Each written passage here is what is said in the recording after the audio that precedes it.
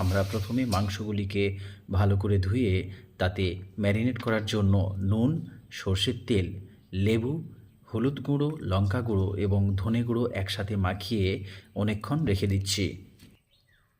আমরা আজ মাংসে জামিন লেবু ব্যবহার করছি। এই রসটি মাংসের মধ্যে দিলে এর স্বাদ আরও ভালো হয়। মাংসের সাথে আমরা কিছু আলু দেব, সেই জন্য আলুগুলিকে প্রথমে ভেজে নেব।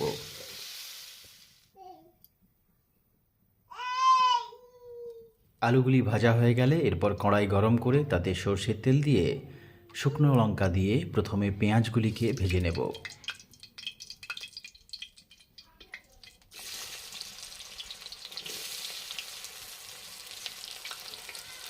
একদম ঘরোয়া পদ্ধতিতে আমরা মুরগির মাংসটি রান্না করছি।